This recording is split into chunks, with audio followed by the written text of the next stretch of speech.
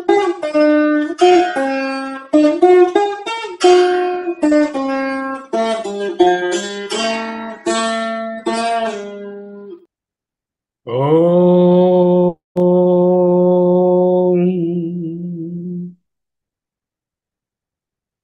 గురుభ్యో నమః. హరి ఓం. మనకు ముండకోపనిషత్తు బోధించినటువంటి స్వామి చిద్రూపానంద వారికి అనేక ప్రణామములు. తత్వవేదానంద సరస్వతి వారి ఆడియోస్, పరమార్థానంద వారి పుస్తకం, దయానంద సరస్వతి గారి విశ్లేషణ, అలాగే చిన్మయానంద వారి విశ్లేషణ మన డిస్కషన్లో చోటు చేసుకుంటాయి. వాళ్ళందరికీ అనేక ప్రణామములు. ముండక ఉపనిషత్తు 3 ముండకాలు. 3వ ముండకం 2వ ఖండం. 2 మంత్రాలు చేసున్నాము. ఇంకా ఒక 8 మంత్రాలు ఉన్నాయి. వాటిని మనం మననం చేయవలసి ఉంది. దాంతో ముండకోపనిషత్తు మననము అవుతుంది. 2వ మంత్రంలో అజ్ఞాని పరిస్థితి, జ్ఞాని పరిస్థితి విడివిడిగా చెప్పారు. కామాన్య కామయతే మన్యమానః స కామభిర్జాయతే తత్ర తత్ర. కామాన్ కోరికలను ఎవరైతే కామయతే కోరుకుంటూ ఉంటారో, మామూలుగా కోరుకోవడం కాదు, మన్యమానః దాంతో తప్పించిపోతూ ఉంటారు. ఆ కోరిక తీరాలని చెప్పలేనంత ఉపలాటంతో ఉంటారు. సహా అటువంటి వారు తత్ర తత్ర అక్కడక్కడ కామభిర్జాయతే, ఆ కామములకు, ఆ కోరికలకు అనుగుణంగా వారు జన్మలను పొందుతూ ఉంటారు. ఇది ఒక పరిస్థితి. అంటే ఏమిటి? కోరికలతోనే జీవితాన్ని బుచ్చుతూ ఆ కోరికలను తీర్చుకోవడానికి అత్యంత తాపనతో జీవితాన్నంతటినీ గడిపిన వాళ్ళ సంగతి, మళ్ళీ పునర్జన్మ వాళ్ళ కోరికలకు అనుగుణంగా వాళ్ళు ఆయా జన్మలను పొందుతారు. ఎందుకు అలా చెప్పారు? కోరికలకు అనుగుణంగా పొందడం అంటే కోరికల ప్రకారంగా యాక్షన్స్ చేస్తారు, యాక్షన్స్ ప్రకారంగా, కర్మల ప్రకారంగా ఫలితాలు వస్తాయి. ఆ ఫలితాలకు పుణ్యపాపాలు ఉంటాయి. వాటి ప్రకారంగా వాటికి ఆయా లోకాలను లేక ఆయా అనుభవాలను, దేహాలను పొందుతారు. ఇక్కడ లోకం అంటే దేహం అనే అర్థం. పర్యాప్త కామస్య కృతాత్మనస్తు తు, కానీ పర్యాప్త కాముడు, పరి అంటే ఆసమంతాత్ అన్ని వైపుల నుంచి, ఆప్త కామస్య పూర్ణ కామస్య అంటే ఏ కోరికలు లేనటువంటి జ్ఞాని, అటువంటి ఆయన కృతాత్ముడు అన్నారు. అటువంటి కృతాత్ముడు, కృతార్థత పొందిన వాళ్ళు, కృతకృత్యులు ఎవరైతే ఉంటారో వాళ్ళు సర్వే కామాహ ఇహైవ ప్రవిలీయంతి. అన్ని కామములు కూడా ఇహైవ అంటే ఇక్కడే, ఇప్పుడే, ఈ జీవితంలోనే, ఈ క్షణంలోనే, ఈ దేహమందు ఉంటూ ఉండగా, ఈ ఊర్లో ఉంటూ ఉండగా, అన్ని ఇహైవ అనడంలో దేశకాల వస్తువులకు అతీతంగా ఇక్కడే అన్ని కామములు ప్రవిలీయంతి, విలీనమైపోతాయి. విలీనమైపోతే ఏమవుతుంది? పెట్రోల్ లేదు. సూక్ష్మ శరీరము ప్రయాణం చేయడానికి కావలసినటువంటి ఇంధనము కోరికల వలన కలిగినటువంటి పుణ్యపాపాలు కదా, అవి వీళ్ళకు లేవు కదా. ఇంధనం లేకపోవడం వలన సూక్ష్మ శరీరం ప్రయాణించదు. అంటే వాళ్ళు జన్మరాహిత్యాన్ని పొందుతారు నేర్పించారు. సరే, ఇలా అనగానే ఏమనిపిస్తుందంటే, సరేనండి, కోరికలనన్నీ విస్మరిస్తాము, అది పక్కన పెట్టండి, దీన్ని బాగా గట్టిగా చదివేసేసి ఈ ఆత్మజ్ఞానాన్ని పొందేయొచ్చా అని ఒక సందేహం వస్తుంది. ఎందుకంటే మనం బుద్ధిని ఉపయోగించి ఏదైనా సాధించవచ్చు అని అనుకుంటాం కదా.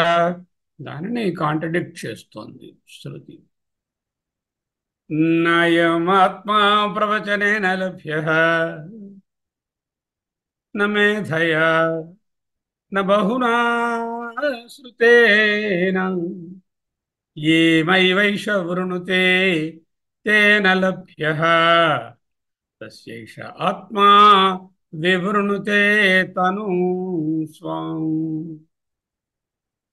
The very oft quoted mantram, we see the same thing yatha tatha in Kathopanishad also. We have discussed there. And again, we will try to understand the implication of these statements.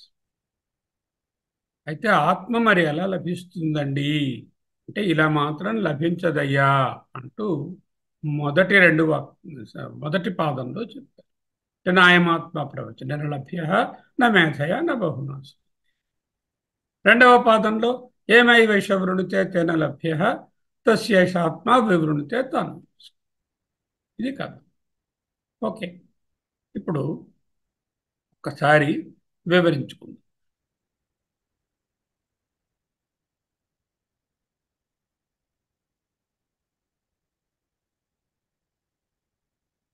నాయమాత్మా ప్రవచనేన లభ్య న మేధయా న బహునా శ్రుతేన ఏమే వైష వృణుతే తేన లభ్య తస్యేష ఆత్మా వివృణుతే తను స్వం. అయం ఆత్మ అన్నారు. ఎక్కడో ఉన్నదని కాదు కదా, ఇక్కడే ఉన్నది హృదయస్థంగా. అయం ఆత్మ అంటే ఇలా చూపించి డెమాన్స్ట్రేట్ చేసి చెప్తున్నారు ఋషి గారు. అయం ఆత్మ ప్రవచనేన. సాధారణంగా ప్రవచనం అంటే ఏదో ఒక ఆధ్యాత్మిక ప్రవచనాన్ని ఇవ్వండి అంటూ ఓ మీటింగ్ పెట్టి చెప్పించుకోవడం అనుకుంటాం. ప్రవచనం అనే దానికి ఇక్కడ వేద అధ్యయనము అని అర్థం. ఇంకా చెప్పాలంటే వేద పఠనము. వేద పఠనం అంటే ఇదిగో ఆ స్వరంతో చక్కగా ఆ వేదాన్ని వల్లెవేయడము. ఇక్కడ ప్రవచనం అనే దానికి భగవత్పాదులు ఇతర పెద్దలు ఏం చెప్తున్నారంటే వేదములను వల్లెవేయుట వలన నలభ్య లభించదు. సరే, నా మేధయా. మేధ అంటే ధారణాశక్తి, బుద్ధిశక్తి చేత కూడా ఆలోచించేసి ధారణ చేసి. పూర్వం రోజుల్లో ఈ వేదాధ్యయనము మరి శృతము కదా, చెవులతో వినిది కదా, వాళ్ళు ధరించాలి, ధారణ చేయాలి, చేసి తిరిగి అప్పచెప్పాలి. ఆ ధారణాశక్తి ఎంత ఉన్నా కూడా ప్రయోజనం లేదు అన్న. బహునా శృతేనా. కొన్ని ఆత్మజ్ఞానాన్ని గురువు గారి దగ్గరికి పోయి ఒక గురువు గారు కాకపోతే ఒక డజన్ మంది గురువు గారులను పెట్టుకుని రోజు కూర్చుని ఈ ఆత్మజ్ఞానాన్ని విన్నానే అనుకోండి, అప్పుడేమైనా ప్రయోజనం ఉంటుందా అంటే అప్పుడు కూడా నా బహునా శృతేనా అంటే అప్పుడు కూడా ప్రయోజనం ఉండదయ్యా. మరి ఎలాగండి అనేటాన్ని చూడాలి. ఏమైవ ఏషా యహ ఇమ ఏమే వైష. ఎవరు దానికోసమే వృణుతే తీవ్ర ముముక్షత్వాన్ని పొందుతారో. వృణుతే అంటే వరిస్తారు, కోరుకుంటారు, అంటే అత్యంత ముముక్షత్వాన్ని కలిగి ఉంటారు. తేన లభ్య అతనికే లభ్యమవుతాడు అని పుంలింగంలో ఉంది పరమాత్మ. కాబట్టి తేన లభ్య తస్య అతనికి అంటే ఎవరికి ఆ తీవ్ర ముముక్షత్వం అన్నాడు ఆయనకి. ఏష ఆత్మ ఇదిగో ఈ పరమాత్మ తను స్వాం తన సంపూర్ణ స్వరూపాన్ని వివృణుతే ప్రకటిస్తాడు. అంటే అన్నిటికన్నా ముఖ్యమైనది ఏమని చెప్తున్నారు? అత్యంత తీవ్ర ముముక్షత్వం ఉండాలి. ఏమై వేష వృణుతే తేన లభ్య. ఇప్పుడు మీద రెండింటికి ఇది కలపండి తీసుకెళ్ళి. ముముక్షత్వం లేకుండా నాయమాత్మ ప్రవచనేన లభ్య, ముముక్షత్వం వినా నామేధయా మేధయా లభ్య, ముముక్షత్వం వినా న బహునా శృతేన లభ్య. అంటే ప్రవచనము, మేధ, ఆలోచన, బుద్ధిశక్తి ఎక్కువ శ్రవణం చేయడం, మననం చేయడం పనికిరావడం లేదు. The primary attribute is the intense longing towards the ఆత్మజ్ఞానం. అది ముముక్షత్వంతో కూడినటువంటివి అవుతే ప్రవచనము, మేధ, బహుశ్రుతి పనికొస్తాయి. ముముక్షత్వం లేనటువంటి ప్రవచనం కానీ, మేధ కానీ, శృతి కానీ అంటే వినడం కానీ పనికిరాదు. తీవ్ర ముముక్షత్వం లేకపోతే ఎంత వేదాధ్యయనము వేద పఠనము పాఠనము చేయించినా కూడా, ఎన్ని వేదాలు నోటికి వల్లెవేయించేసినా కూడా, త్రిపాఠి ఘనాపాఠి చతుర్వేది ఇలా పేర్లన్నీ పెట్టుకొని చక్కగా వేదాధ్యయనం చేసేవాళ్ళు చాలామంది ఉంటారు. అయినా ముముక్షత్వం లేకపోతే, ఎంత మేధాశక్తి ఉన్నా కూడా, ఎన్ని ఉపనిషత్తులు విన్నా కూడా, ఇప్పటికి 6 ఉపనిషత్తులు వినేసామండి. ముముక్షత్వం లేనిదే లాభం లేదు. తీవ్ర ముముక్షత్వం ఉన్న సాధకునికి ఆ పరమాత్మ తన స్వరూపాన్ని తాను ప్రకటిస్తాడు.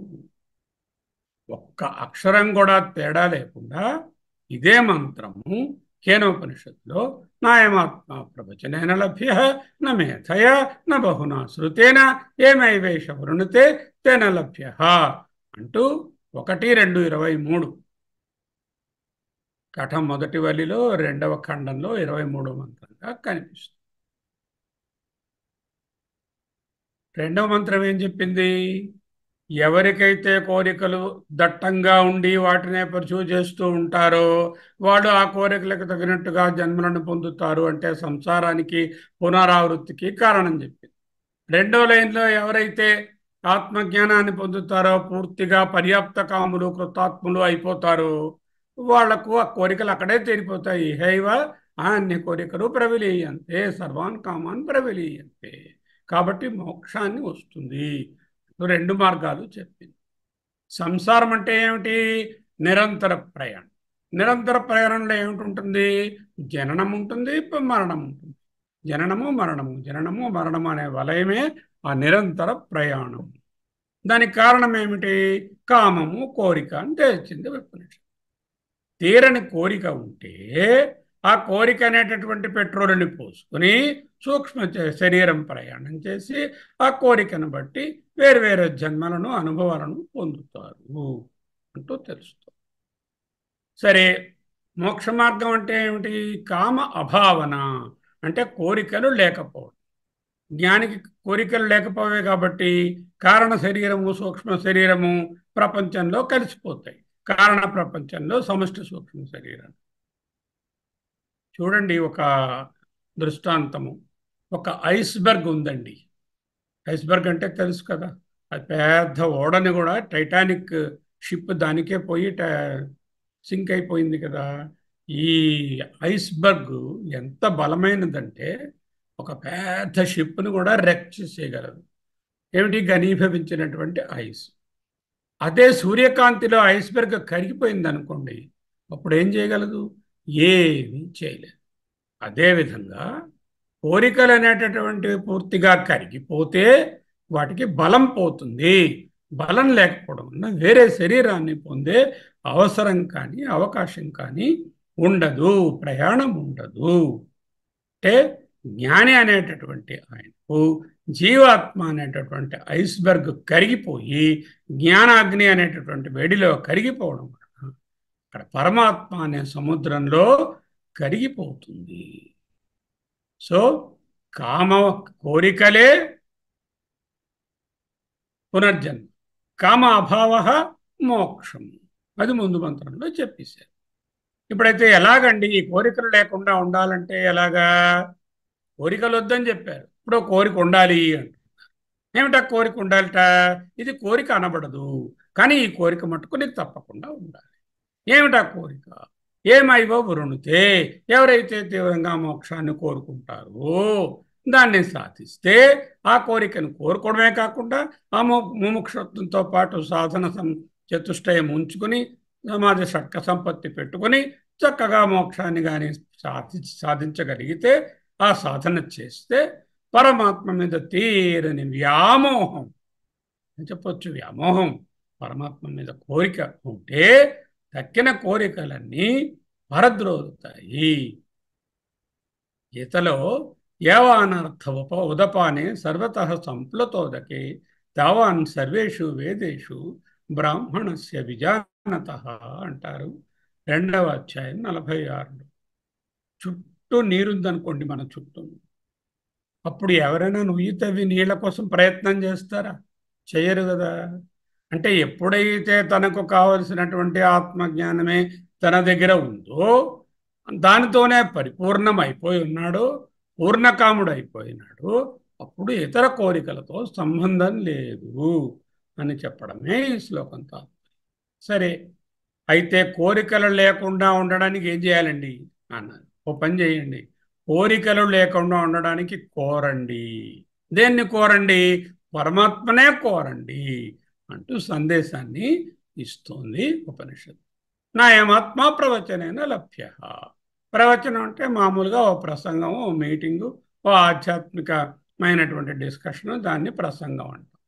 ఇక్కడ వేదాధ్యయనము, వేదాలు వల్లి వేయడము, వేద పఠనము పాఠనము, అదే దాన్ని ప్రవచనము.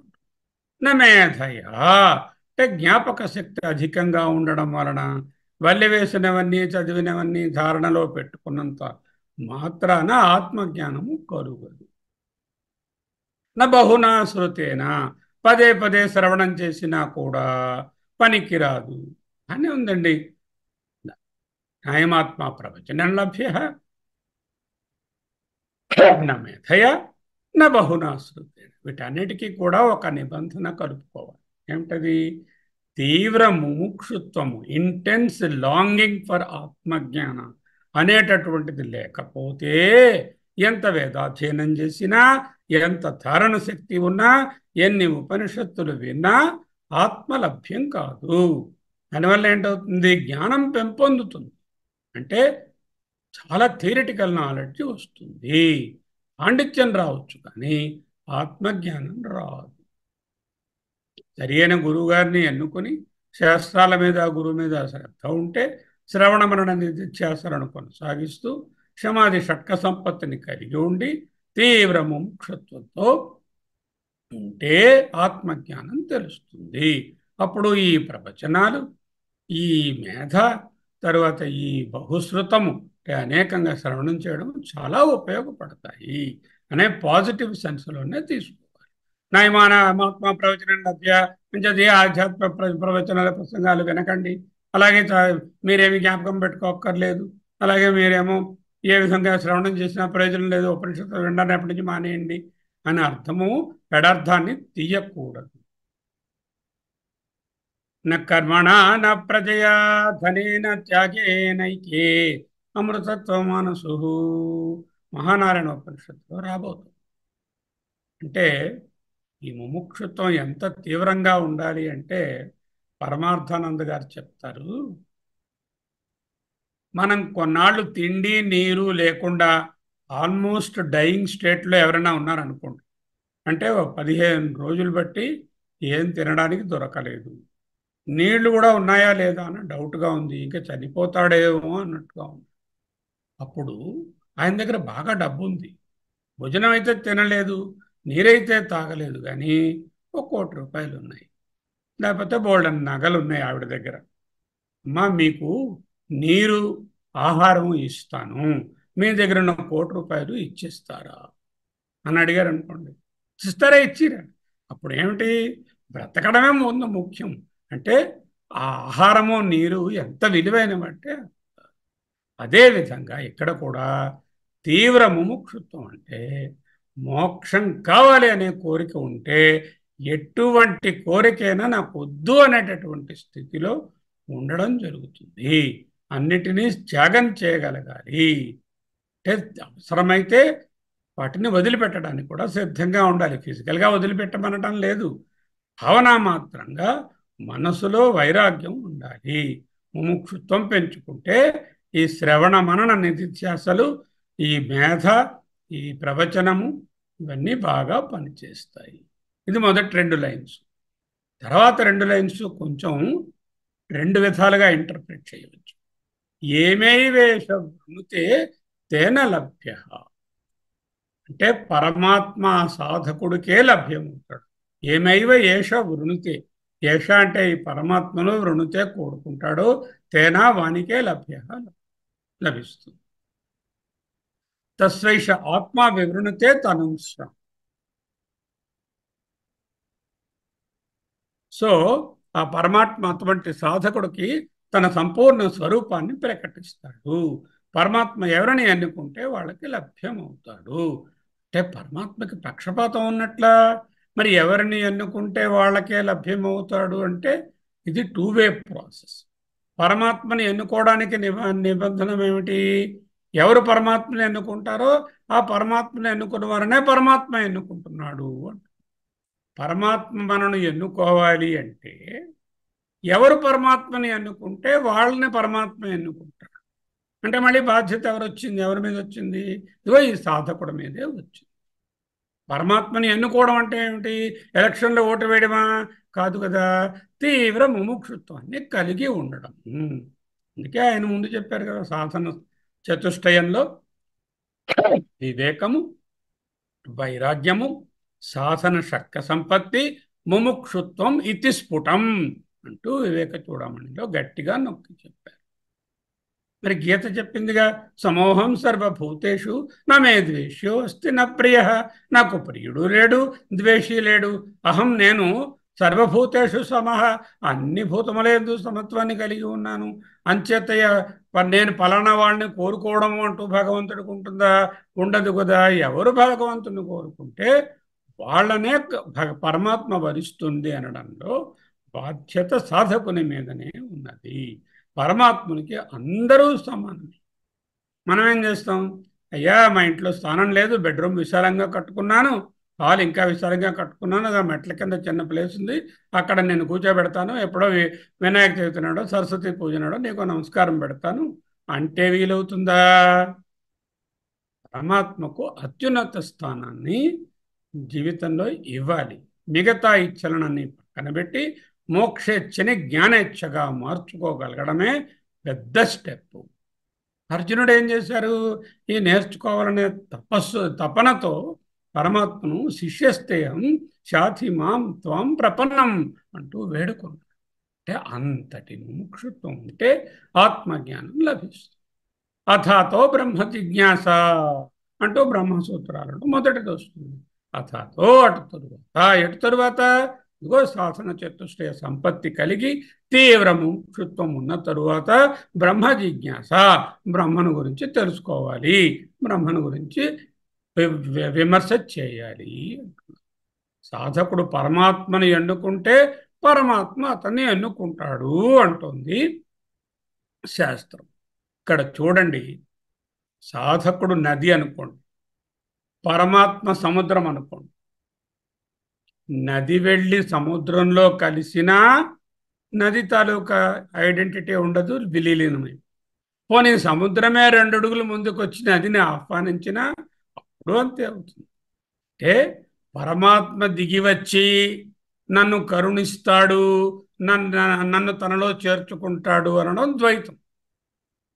పరమాత్మ కంటే వేరేది లేదు, నేను నా ఐడెంటిటీని కోల్పోయి నేను పరమాత్మలో విలీనం అవుతాను అనడం అద్వైతం. ఇదే శ్లోకాన్ని రామానుజాచార్యుల వారు ద్వైభావంతో వివరించారు. శంకర భగవత్పాదులు ఏమైవ వినుత ఏమైవేష వృణితే అనడానికి సాధకుని మీదే బాధ్యత పెట్టి, ఈ సాధకుడు తన తాలూకా ఐడెంటిటీని ఎప్పుడైతే కోల్పోతాడో, తీవ్ర ముముక్షుత్వంలో నేను నాది అనేటటువంటి భావన లేకుండా అహంకార రాహిత్యంతో ఉంటాడో, అప్పుడు ఈ నది సముద్రంలో కలిసినట్టుగా పరమాత్మలో విలీనమవుతాడు అని ఈయన చెప్పారు. ఓకే, రెండు ఒకటే. నది వచ్చి సముద్రంలో కలిసిన, సముద్రం పోయి నదిలో కలిసిన, చివరికి పరిణామము ఒక్కటే. సాధారణంగా మనం ఏం చేస్తాం? భగవంతుడిని కోరుకుంటాం. అయ్యా భగవంతుడా నాకు మోక్షాన్ని ఈరోజు అత్యంత శరణాగతి చేసి ద్వైభావంతో పరమాత్మను కోరుకుంటే ఆ పరమాత్మకి దిగి వస్తాడు. గజేంద్రునికి మోక్షం ఇవ్వడానికి వచ్చినట్టుగా కథలో చెప్పినట్టు దిగి వస్తాడు అనడం. పరమాత్మ అంటే వేరే లేడుగా, పరమాత్మ ఆత్మరూపమే కాబట్టి దిగిరనక్కర్లే, అక్కడే ఉన్న ఆత్మరూపము తెలియవస్తుంది అనేటటువంటి అర్థాన్ని మనం సాధించుకోవాలి.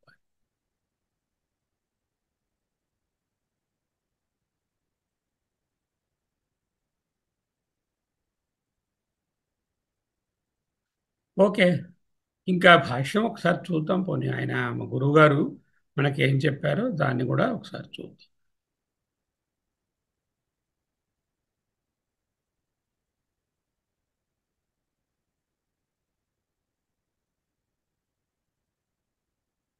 నాయమాత్మా ప్రవచనేన లభ్యో న మేధయా న బహునా శ్రుతేన ఏమైవైష వృణుతే తేన లభ్యః తస్యైషాత్మా వివృణుతే తను స్వం.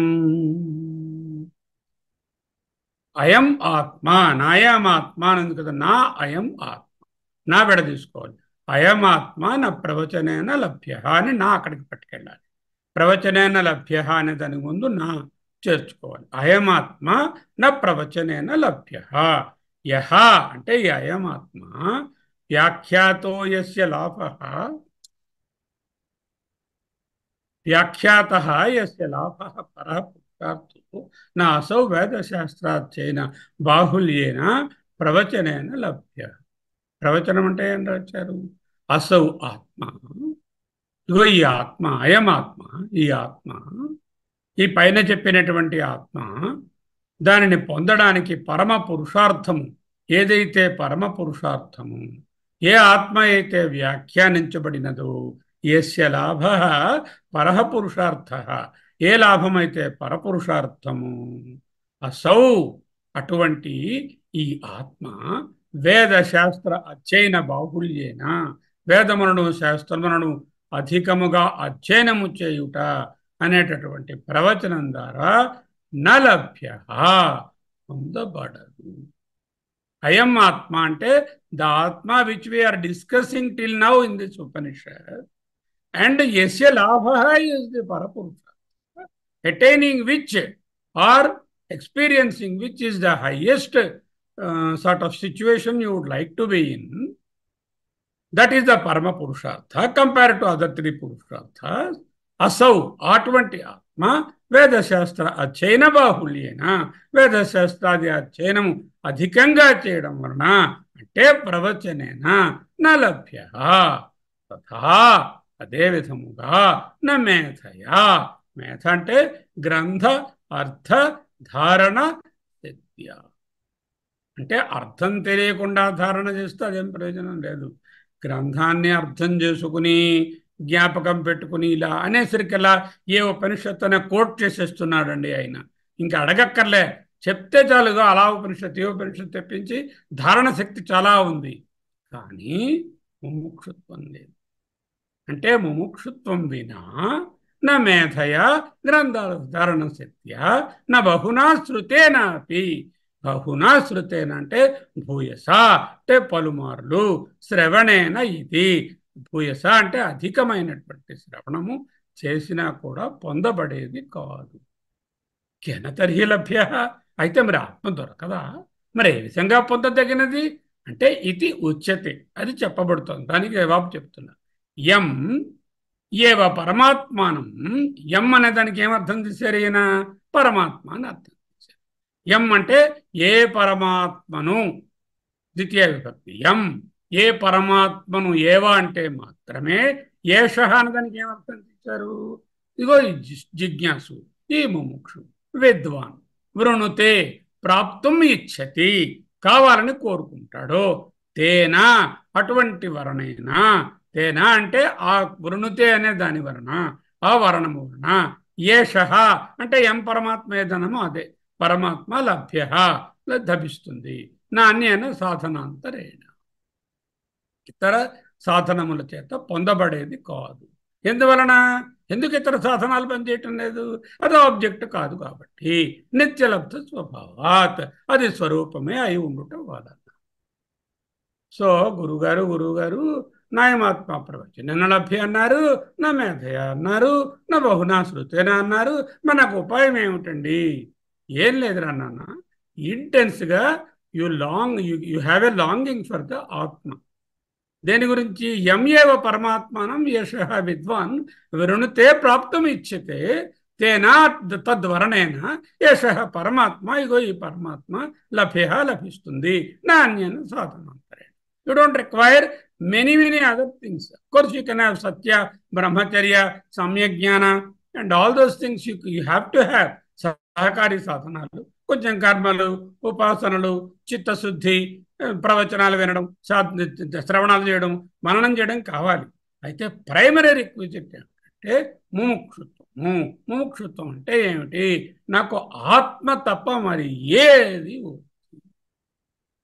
అంటే ఏమిటనమాట? ఏ కోరికలున్నా ఇందాకలా ముందు శ్లోకంలో చెప్పినట్టు ఆయా కోరికలు తగినట్టు జన్మం వస్తుంది. ఎవరికైతే పూర్తిగా కోరికలు పర్యాప్త కాముడు కృతాత్ముడు అయిపోయాడో ఆయన తీవ్ర ముముక్షత్వం వలన కోరికలన్నీ అక్కడే కరిగిపోయాయి. ఇంధనం లేదు, ప్రయాణం లేదు. కూడా అంతే. అయితే ఈ ఒక్క సాధనాన్ని గట్టిగా పట్టుకో. ఎందుకు ఆత్మకి ఏ సాధనాలు వేరే అక్కర్లేదు. Itself is your own స్వరూప నిత్యలబ్ధ స్వభావాత్. కీదృశ సువిదుష ఆత్మలాభ. జ్ఞానికి ఆత్మలాభం లభించడం అంటే ఏమిటి? ఇది ఉచ్యతే. అంటే ఆత్మ ఏ విధంగా ఎవరైతే తాను తన ఆత్మనే కోరుకుంటారో వాళ్ళకు లభ్యమవుతుంది అన్నారు. అది లభ్యమైనదని ఎలా తెలుస్తుంది? లభ్యమైనట్టు ఎలా ఉంటుంది? ఆ స్థితి ఎలా ఉంటుంది? తస్య యశః ఆత్మ అవిద్యా సంచన్నాం స్వాం పరాంతనం స్వాత్మతత్వం స్వరూపం వివృణుతే ప్రకాశయతి. ప్రకాశయవ ఘటాది విద్యాయాం సత్యాయాం సత్యాం ఆవిర్భవతి ఇత్యర్థః. ఆత్మ ఏమైంది ఇంతవరకు? ఆత్మ ఈ ఆత్మ అనేది అజ్ఞానం చేత కప్పబడిపోయింది. అజ్ఞానం చే కప్పబడిపోయి ఉన్నటువంటి సర్వాతిశయమైనటువంటి తన స్వరూపాన్ని, అంతరతమైనటువంటి తత్వాన్ని, తన స్వరూపాన్ని వివృణుతే ప్రకాశయతి. ప్రకాశైవ ఘటాది విద్యాయాం సత్యాం ఆవిర్భవతి ఇత్యర్థః. అంటే ఎప్పుడైతే వెలుగు పడితే అక్కడ ఉన్నటువంటి వస్తువులు ఇది ఘటము, ఇది పటము, ఇది రోజు, ఇది కొండ అని వేరువేరుగా చక్కగా తెలుస్తుందో, అంత క్లియర్గా ఎప్పుడైతే అజ్ఞానం అనేటటువంటిది పోతుందో, అవిద్యా సంచన్నం యశ ఆత్మ అవిద్యా సంచన్నం, అవిద్య చేత కప్పబడి ఉన్నది స్వాం తన యొక్క పరాంతనం స్వరూపాన్ని వివృణుతే ప్రకాశింపచేస్తుంది. ఎలా ప్రకాశింపజేస్తుంది? ఘటాది విద్యాయాం సత్యం ఆవిర్భవతి ఇత్యర్థః. ఎక్కడైతే వెలుగునందు వస్తువులు క్లియర్గా తెలుస్తాయో అంత క్లియర్గా మీకు ఆత్మ అనుభవం కలుగుతుంది. తస్మాత్ దేర్ఫోర్ అన్యత్యాగేన అనాత్మ విషయములన్నిటినీ విడిచిపెట్టుట ద్వారా మాత్రమే ఆత్మ ప్రార్థన ఏవా, ఆత్మను కోరుకొనుట అనేటటువంటి ఒక్క సాధనం ద్వారా ఆత్మలాభ సాధనం ఇత్యర్థః. ఆత్మని పొందడానికి తీవ్ర ముముక్షుత్వం కావాలి. తీవ్ర ముముక్షుత్వం అనగానేమి? నాకు ఆత్మ కావాలి, నాకు ఆత్మ కావాలి, నాకు ఆత్మ కావాలని రోజు జపము చేయుట కాదు. అయితే ఏమిటి మరి? ఏ ఇతరమైన కోరికలు లేకుండా ఉండడమే, అనాత్మ విషయాలను కోరకుండా ఉండడమే ఆత్మను పొందే సాధన. What a beautiful. దీని ఎక్స్టెన్షన్ నెక్స్ట్. ఆత్మ ప్రార్థనా సహాయభూతాన్ని ఏతాని చ సాధనాన్ని బల ప్రమాద తపాంసి లింగయుక్తాన్ని సన్యాస సహితాన్ని యస్మాత్ అంటున్నారు. ఒకసారి ఈ మంత్రం చదువుకొని వివరించు. నయమాత్మా బలహీనేన లభ్యః నచ ప్రమాదాత్ తపసః వా అప్యలింగాత్ ఏతైరూపాయైర్యతతే యస్తు విద్వాన్ తస్యైష ఆత్మా విశతే బ్రహ్మధామ. మంత్రం ముందు వివరించుకొని తర్వాత భాష్యంలోకి వెళ్దాం.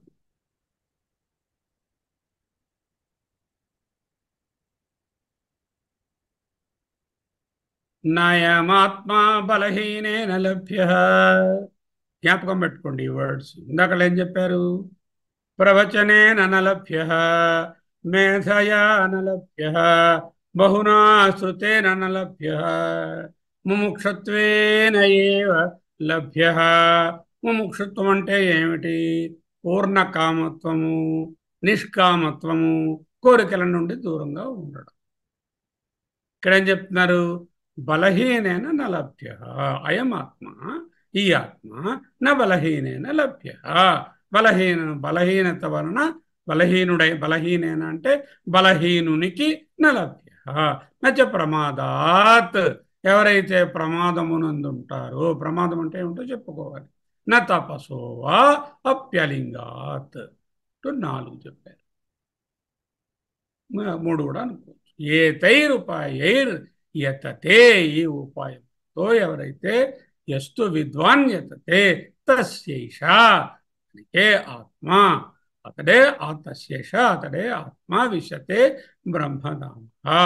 తస్యేష ఆత్మ అంటే ఈ జీవాత్మ, ఇక్కడ ఆత్మ అంటే జీవాత్మ, బ్రహ్మ బ్రహ్మధామ అంటే పరమాత్మ. జీవాత్మ బ్రహ్మ పరమాత్మలో కలిసిపోతుంది, ఒకటే అయిపోతుంది.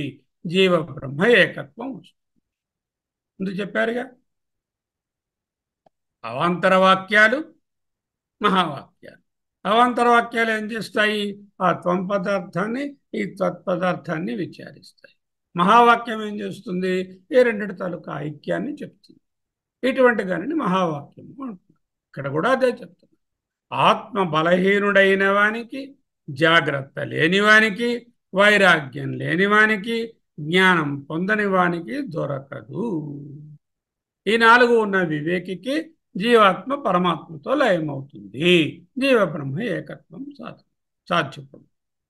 ఇక్కడ నాలుగు మాటలు చెప్పారు. ఒకటి, నాయమాత్మ బలహీనైన లభ్య. ఇక్కడ బలం అంటే ఏమిటి? బలం అంటే కండలు పెంచి రేపు పొద్దున్న యుద్ధానికి వెళ్ళడానికి, లేకపోతే రెజ్లింగ్ కాంపిటీషన్లోకి వెళ్ళడానికా అర్థమా? కాదు. బలం అనగా ఆధ్యాత్మిక బలము. రెండోది ప్రమాదము. ప్రమాదం అంటే డేంజరు, యాక్సిడెంటు అని కాదు. జాగరూకత, అప్రమత్తత. ఇందుకు మనం నేర్చుకున్నాం సనత్సు జాతి అని. ప్రమాదో వై మృత్యు, ప్రమాదమే అజాగ్రత్తయే మృత్యు. అజాగ్రత్త ఏమిటి? అనాత్మ విషయాలు ఆత్మ అనుకోవడమే అజాగ్రత్త, అదే మృత్యు. తపహ అన్నారు. తపహ అంటే ఇక్కడ జ్ఞానము అని అర్థం. తపహ అంటే జ్ఞానం. లింగ్యం అన్నారు నాలుగో దాన్ని. లింగ్యం అంటే వైరాగ్యం అని అర్థం. లింగ్యం అంటే సూచితమైన అని అర్థం. ఏమిటి సూచిస్తున్నారో మనం చెప్పుకో. ఉపనిషత్తు రెండు వ్యతిరేక పదాలు వాడింది. ఇక్కడ చూడండి, అయమాత్మ ప్రవచనేన లభ్య, ఆత్మ ప్రవచనం వలన లభిస్తుంది. నాయమాత్మ ప్రవచనేన లభ్య అంటే అయమాత్మ ప్రవచనేన నలభ్య, నాయమాత్మ ప్రవచనేన లభ్య. ఇక్కడ ఏమిటంటున్నారు? బలహీనేన నలభ్య, బలహీనునికి దొరకదు. అంటే బలహీనుడు కాకుండా ఉంటే దొరుకుతుంది. అంటే రెండు నెగటివ్స్ వేసి అసర్టివ్ సెంటెన్స్ అని చెప్తున్నారు. బలహీనుడంటే ఎవరు? ఆధ్యాత్మిక బలం ఎవరికైతే లేదో, సాధన చతుష్టయ సంపత్తి లేడు, వాడికి ఆత్మ దొరకదు. ఎందుకు? శ్రీకృష్ణ పరమాత్మ 13వ అధ్యాయంలో 20 విలువలను చెప్పాడు. మోరల్ ఫ్యాబ్రిక్ అంటాం ఎప్పుడు, అంటే నైతిక విలువలు. ఆ నైతిక విలువలు ఉండడమే బలం, ఆ నైతిక విలువలు లేకపోవడమే బలహీనం. అదే రాగద్వేష. బలహీనుడికి ఏవైతే 13వ అధ్యాయంలో చెప్పబడినటువంటి అమానిత్వం, అదంభిత్వం అనే లిస్టు ఉందో, 16వ అధ్యాయంలో చెప్పినటువంటి 26 దైవీ సంపత్తి అని చెప్పారు. ఇవి ప్రైమరీ రిక్విజిట్స్. ఇవి ఉంటే బలం ఉంటుంది. ఏ బలము? ఆధ్యాత్మిక బలం. శారీరకమైన బలం కాదు, ఆధ్యాత్మిక బలం ఉంటుంది. ఈ ఆధ్యాత్మిక బలమే దైవీ సంపత్తి. ఈ ఆధ్యాత్మిక బలమే గీతలో ప్రస్తావించబడినటువంటి అమానిత్వం, అదంభిత్వం అనేవి. ఇది దేనికైనా బేస్ లైన్, అటు కర్మయోగానికైనా, ఇటు జ్ఞానానికైనా, మోక్షానికైనా ఈ ఆధ్యాత్మిక బలము ఉండి తీరాలి. ఏమిటి ఈ బలము? సాధన చతుష్టయ సంపత్తితో ఈ ఆధ్యాత్మిక బలాన్ని పెంపొందించుకోవాలి. ఈ విలువలలో తేరలేకపోతే, అంటే అట్లీస్ట్ సిన్సియర్ ఎఫర్ట్ అయినా చేయకపోతే ఆత్మజ్ఞానం దొరకదు. జీవ, జగత్తు, ఈశ్వర అనేటటువంటి త్రికోణం నుంచి ఆత్మ అనాత్మ అనేటటువంటి వివేకానికి రావాలి. వచ్చిన తరువాత అనాత్మ అనేటటువంటిది విడిచిపెట్టి ఆత్మ అనే దానిని కోరుకోవాలి అనేటటువంటి దాన్ని చెప్తున్నారు. నేను అంటున్నారు, అంటే ఎవరైతే చేస్తారో వాళ్ళకి అంటున్నారా? నేను అంటే ఎవరు? శరీర ఇంద్రియాలు కాదు, మన బుద్ధి అహంకారాలు కాదు, శరీరత్రయ వ్యతిరిక్త ఆత్మ, అవస్థాత్రయ సాక్షి, పంచకోశ విలక్షణుడు, సచ్చిదానంద స్వరూపం. ఇది నా అసలు స్వరూపం. ఈ అసలు స్వరూపాన్ని పట్టుకోకుండా నేను బలహీనతతో అంటే ఈ ఆధ్యాత్మిక బలం లేకుండా ప్రయత్నం చేస్తే ప్రయోజనం లేదు. శ్రవణం కావాలా వద్దా? కావాలి. విలువలు ప్లస్ శ్రవణం ఈజ్ ఈక్వల్ టు బలం. You have the good, excellent moral fabric and all the required basic requirements of an excellent conduct in life, and have Vedanta Sravana on top of that. That itself is the power, not the physical power we are talking here. రెండు ప్రమాదం. ప్రమాదో why మృత్యువహం బ్రవీమి అన్నారు సనత్సు జాతులు. అంటే అజాగ్రత్తగా ఉండకూడదు. అంటే ఏమిటి? ఆత్మజ్ఞానాన్ని సాధిస్తూ ఉన్నప్పుడు ఎన్నో స్లిప్స్ వస్తాయి. ఆ జారుబాటు లేకుండా ఉండడమే అప్రమాదంగా ఉండడం. అంటే జారుబాటు లేనటువంటి సాధనయే ప్రమాదము లేకపోవడం. ప్రమాదం ఉంటే అంటే జారుబాటు ఉంటే సాధన సరిగా సాగలేదన్నమాట. అప్పుడు ఏమవుతుంది? ఆత్మజ్ఞానం లభించదు. అంటే శ్రద్ధ ఉండాలి ఎన్నుకునే మార్గం మీద తప్ప వేరే దేని మీద శ్రద్ధ లేకుండా తక్కిన కోరికలు లాంటిది కాదు ఆత్మజ్ఞానం అనేది. తక్కిన కోరికల విషయానికి వస్తే ఫలానాది కొనుక్కోవాలి అంటే ఒకటో రెండో కోరికలు ఉండొచ్చు. ఆ రెండు అనాత్మక చెందినవి. మరి అవి తీరితే మరో కోరికలు వస్తాయి. ఆత్మ గురించి కోరితే మిగతా వాటన్నిటినీ కోరకూడదు. అది ఏ ప్రమాదము అంటున్నారు. ప్రమాదం అంటే మిగతా విషయంలో, లౌకిక విషయముల యందు, దేహాదుల యందు కోరిక లేకుండా ఉండడమే అప్రమాదము అంటాం. తపహ అన్నారు. తప ఆలోచనే, జ్ఞానాన్ని ఆలోచించడం. జ్ఞానాన్ని చక్కగా మనం తెలుసుకున్నాం. చైతన్యం అంటే ఏమిటి? అది దానిలో 5 సూత్రాలు చెప్పుకున్నాం. అదే జ్ఞానం. కేవలం జ్ఞానం పొందితే మోక్షం వస్తుందా? బలము, అప్రమత్తత లాంటి సాధనాలు కూడా తోడవాలి అంటున్నారు. లింగ్యతే అన్నది ఉపనిషత్తు. ఇక్కడ లింగం అంటే వైరాగ్యం. వైరాగ్యం అంటే సాధారణంగా సన్యాసి వేషం వేసుకుని కాషాయ దుస్తులు ధరించి కమండలం ఇత్యాదులు పట్టుకుని ఏ విధమైనటువంటి వంట పెంట ఏమీ లేకుండా పరివ్రాజకుడుగా తిరగడం సన్యాసం అనే దానికి లింగాలు. కానీ పెద్దవాళ్ళు, ముఖ్యంగా చిన్మయానంద వాళ్ళు ఏం చెప్తున్నారంటే అటువంటి చిహ్నాలు అవసరం లేదు. సన్యాసి ఫిజికల్గా అవ్వక్కర్లేదు, కానీ మెంటల్గా అంటే భావనా మాత్రకంగా, కాగ్నిటివ్గా అన్నిటినీ త్యజించడం తెలుసుకోవాలి. అహంకార మమకారాలు వదులుకోవాలి. ముందు మంత్రంలో చూసాం, తీవ్రము కృత్వం ఉంటేనే తేనైవ వృణుతే అన్నారు కదా. పరమాత్మ తన స్వరూపాన్ని తను స్వం వివృణుతే ప్రకటిస్తాడు అని చెప్పారు. ఆత్మ నలభ్య, ఎవరికి? బలహీనైన నలభ్య, ప్రమాదంలో ఉన్నవాడికి నలభ్య, అప్రమత్తంగా లేని వాడికి దొరకదు. జ్ఞాని కాని వాడికి తపస్సు అన్నారు. అంటే జ్ఞాని కాని వాడికి 4 విరాగం, వైరాగ్యం. వైరాగ్యమే ఇక్కడ లింగం అన్నారు. లింగం అంటే సన్యాసము, అంటే ఆత్మ సన్యాసం. అంటే తనలో తాను ఏ విధమైనటువంటి కోరికలకు అంటు లేకుండా ఉండడమే కర్మ సన్యాసము. అంతేగాని ఆశ్రమ సన్యాసము, ఆకార సన్యాసము, వేషధారణ అనే దానిని డైరెక్ట్గా సూచించదు. ఉపాయైర్ యతతే యస్తు విద్వాన్, ఎవరికైతే వివేకం ఉంటుందో, ఎవరైతే ఈ 4 సాధనాలతో, ఏతైర్ ఉపాయైర్, ఇప్పుడు చెప్పిన ఈ 4 సాధనాలతో. ఏమిటి ఆ 4 సాధనాలు? ఒకటి బలము, ఆత్మబలము. అది ఎలా కుదురుతుంది? ఉన్నత నైతిక విలువలు ప్లస్ శ్రవణం, ఈ 2 కలిపితే బలం వస్తుంది. రెండోది అప్రమత్తత.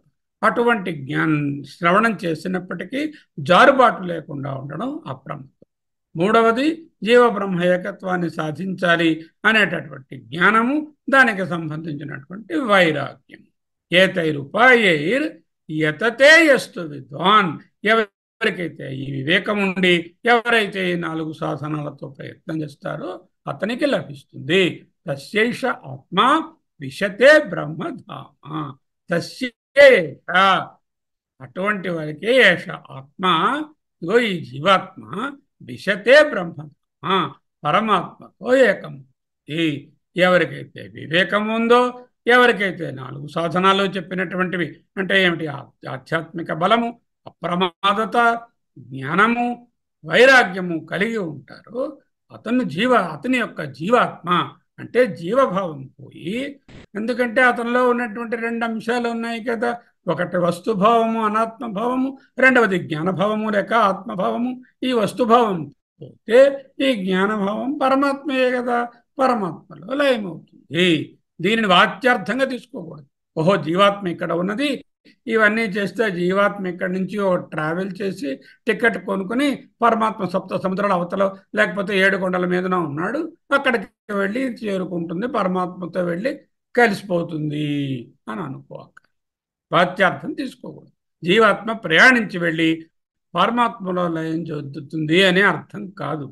అంటే దృక్పథంలో మార్పు వస్తే, భిన్నత్వాన్ని వదులుకుంటే ఏకత్వమే ఉంటుంది అంటూ చెప్తున్నారు. శృతి ఏం చెప్తుంది, నీవు దీని మీద దాని మీద ఆధారపడకుండా నీ కాళ్ళ మీద నువ్వు నిలబడవయ్యా అంటూ చెప్తుంది. ఈ త్రిపుటి భావం నుంచి నేను చూసేది చూడబడే వస్తువు, చూచే నేను, ఆ ప్రమాణము అనే త్రిపుటి నుంచి ఆత్మ అనాత్మ అనేటటువంటి డిస్క్రిమినేషన్కి వచ్చి ఈ రెండిటిలో అనాత్మను వదులుకొని ఆత్మ వైపు వెళ్ళడమే ఇక్కడ సాధన. ఈ శరీరం రాలిపోయాక విదేహముక్తి కలుగుతుంది అని చెప్పక్కర్లా, ఇక్కడే కలుగుతుంది అంటూ చెప్తుంది. సరే, ఇప్పుడు భగవత్పాదులు ఏం భాష్యం రాశారో ఒకసారి చూద్దాం.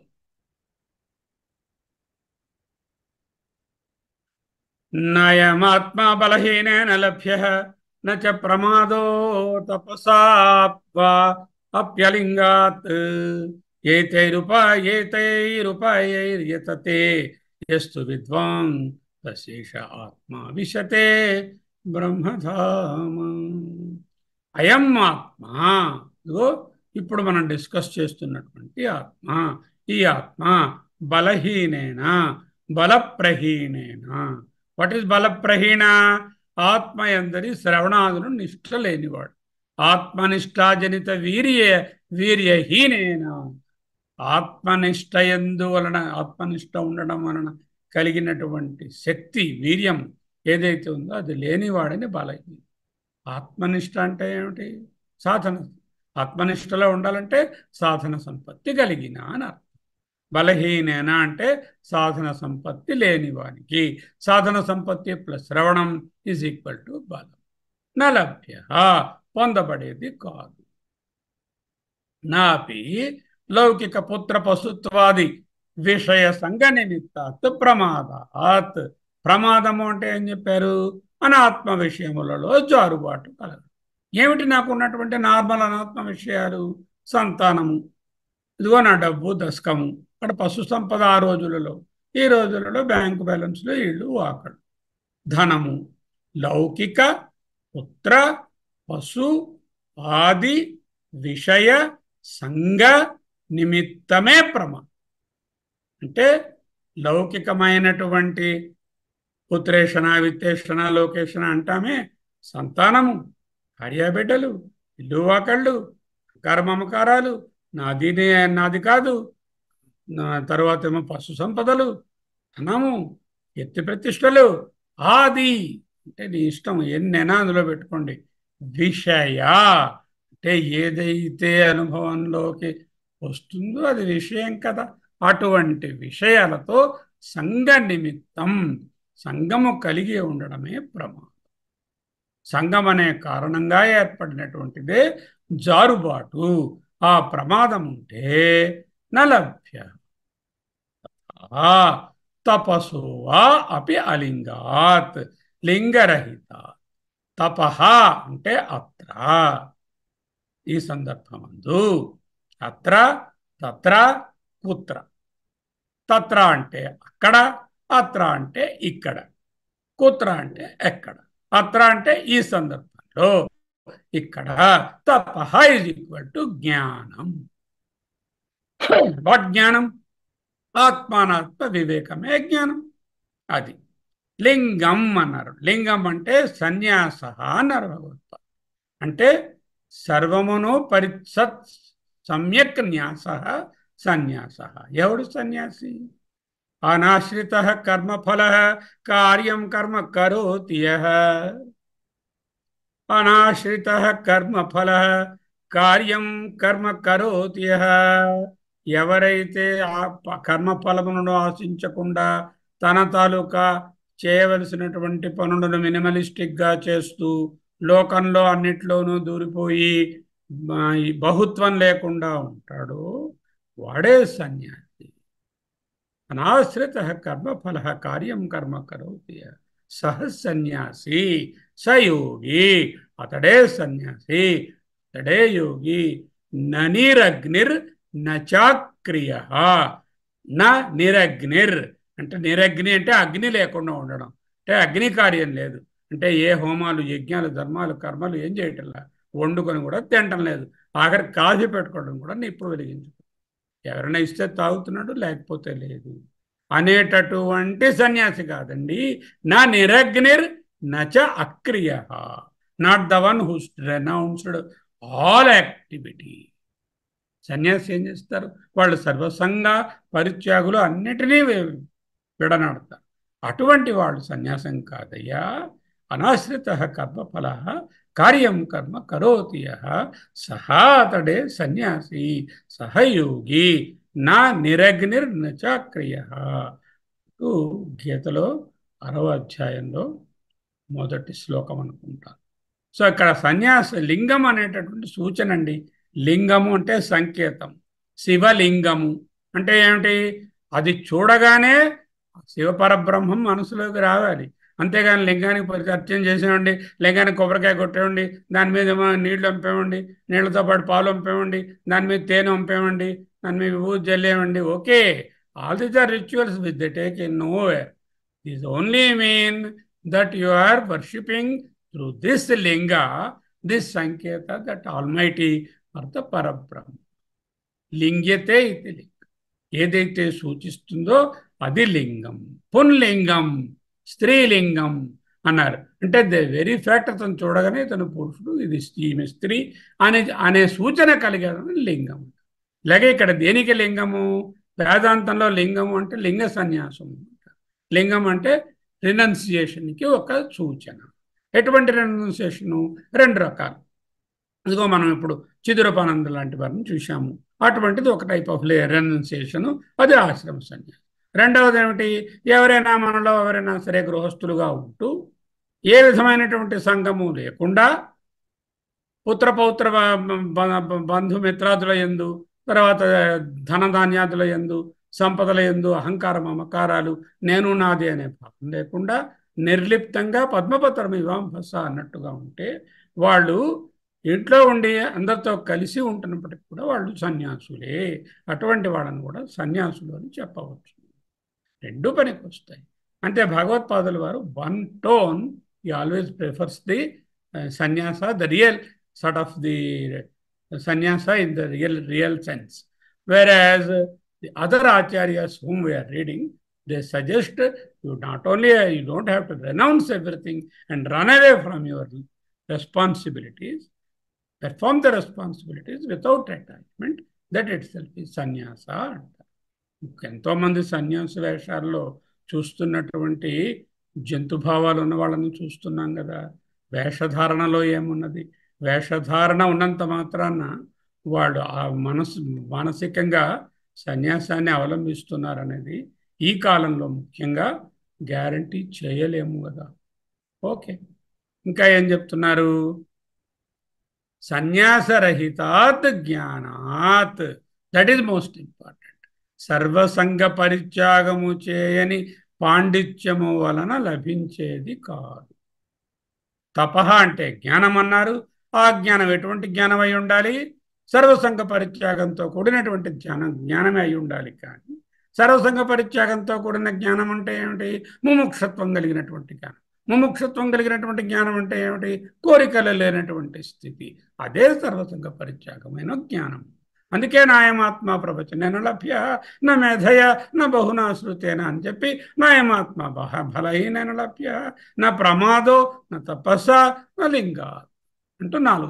ఏతై ఉపాయై ఏతైరుపాయై సంధి విడదీస్తే ఏతై ఉపాయై అంటే ఈ ఉపాయముల వలన బల అప్రమాద సన్యాస జ్ఞానై అంటే మరోసారి మళ్ళీ లిస్టు చెప్పేస్తున్నారు ఆయన. ఉపాయాన ఏవో ఉపాయాలు అన్నారండి, మళ్ళీ గురుగారి దగ్గరికి వెళ్ళాలండి, నోట్స్ రాసుకోలేదండి అనుకోకుండా బలము, ఆధ్యాత్మిక బలము అనగా నైతిక విలువలు ప్లస్ శ్రవణము, రెండు అప్రమాదము, బలాప్రమాదము, బల అప్రమాదం. అప్రమాదం అంటే జారుబాటు లేకుండము ఉండడము. ఏ విషయంలో? ఇదిగో నా చుట్టూ ఉన్నటువంటి అనాత్మ విషయాలలో పుత్రులు, మిత్రులు, ధనము, సంపద, నాది, నేను అనేటటువంటి విషయాలలో జారుబాటు లేకుండా ఉండడము. సన్యాసము ఇప్పుడు డిస్కస్ చేసుకున్నాం. జ్ఞానము, తపస్సు అంటే జ్ఞానము. జ్ఞానం అంటే ఏమిటి? ఆత్మానాత్మ వివేచనము. ఆ సన్యాసం అంటే ఏమిటి? సర్వసంగ పరిత్యాగం. ఇవే ఏతైరుపాయై. యతతే అంటే మామూలుగా ఏదో క్యాజువల్ అటెంప్ట్ కాదండి, తత్పరః సన్ అంటే తత్పరుడైపోవాలి. ఆత్మనిష్ట అనే ఉపాయాలతో ప్రయతతే, ప్రకృష్టేన యతతే, తత్పరః సన్ యతతే. యహ ఎవరైతే విద్వాన్ అటువంటి వాడినే వివేకి అంటే ఆత్మవిదు అన్నారు.